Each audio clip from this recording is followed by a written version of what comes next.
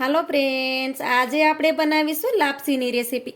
તેના માટે મેં એક વાટકો ભરી અને ઘઉંનો જાડો લોટ આવે છે તે લીધો છે, જેનાથી આપણે ભાખરી બનાવતા હોય છે. અડધો વાટકો ભરી મેં પાણી લીધું છે અને તેટલા જ પ્રમાણમાં મેં ગોળ લીધો છે. અડધો વાટકો પાણી અને અડધો વાટકો આપણે ગોળ લેવાનો છે. બધું માપ આપણે પરફેક્ટ હશે તો જ લાપસી પણ આપણી પરફેક્ટ બનશે. એક વાટકો આપણે લોટ લેતા હોય તો તેને સામે આપણે અડધો વાટકો પાણી અને અડધો વાટકો ભરીને ગોળ લેવાનો છે. સૌથી પહેલાં તો આપણે લોટમાં મોણ દેવાનું છે. તો લોટને આપણે એક વાસણમાં નાખી દેશું. લાપસી બનાવવાનું પરફેક્ટ માપ હશે તો જ લાપસી છે તે એકદમ પરફેક્ટ અને સૂટી સૂટી બનશે. તો લાપસી બનાવવા માટે આ માપ છે તે એકદમ પરફેક્ટ છે. હવે તેમાં આપણે એક પાવડું ભરી અને તેલ નાખી દેશું. લોટને આપણે સારી રીતે મિક્સ કરી દેશું. આમાં આપણે મુઠ્ઠી પડતું મોણ દેવાનું છે. આમાં આપણે મુઠ્ઠી પડતું મોણ દેશું તો જ લાપસી છે તે એકદમ પરફેક્ટ બનશે. આ માપથી તમે લાપસી બનાવશો તો તમારી લાપસી પહેલી જ વારમાં પરફેક્ટ બની જશે અને એકદમ સૂટી સૂટી બનશે. તો લોટને આપણે આ રીતે મિક્સ કરી દીધો છે. પછી લોટને આ રીતે હાથમાં લઈ અને જોવાનો છે. તો આ રીતે તમે જોઈ શકો છો કે લોટની આ રીતે મુઠ્ઠી બંધાય છે. આ લોટ આપણો એકદમ પરફેક્ટ છે. જો આ રીતે મુઠ્ઠી ન થતી હોય તો તમારે 2 ચમચી તેલ તેમાં વધારે નાખી દેવાનું. મુઠ્ઠી પડતું આપણે મોણ હશે તેમાં તો જ આપણી લાપસી પરફેક્ટ બનશે. હવે આપણે ગેસ તરફ જશું.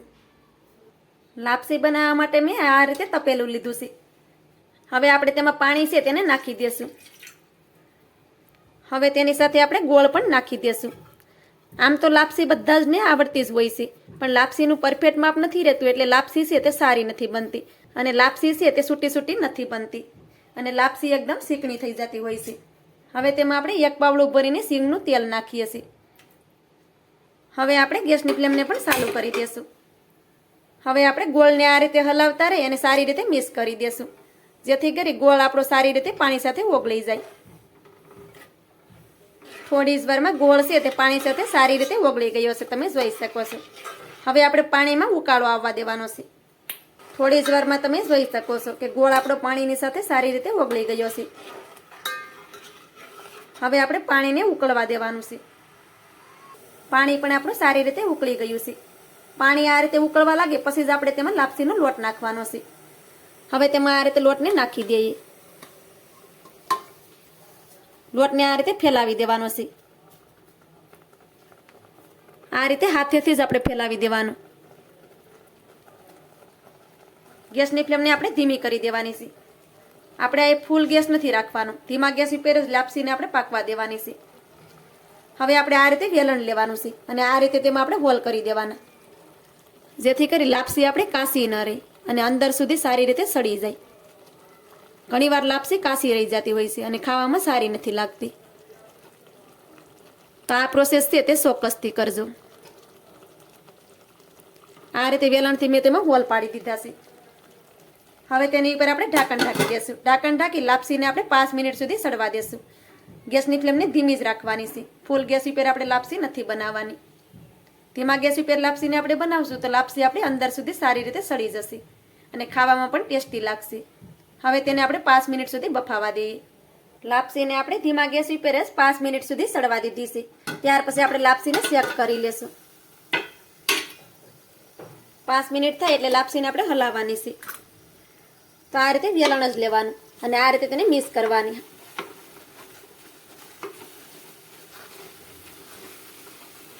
આ રીતે જેમ જેમ આપણે તેને મિક્સ કરતા જશું લાપસી આપણી એકદમ સૂટી સૂટી બનશે.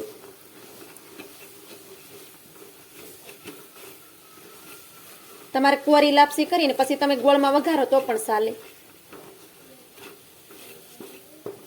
પણ આ લાપસી છે તે ખાવામાં ખૂબ જ ટેસ્ટી લાગે છે અને બનતા જાજો ટાઈમ પણ નથી લાગતો.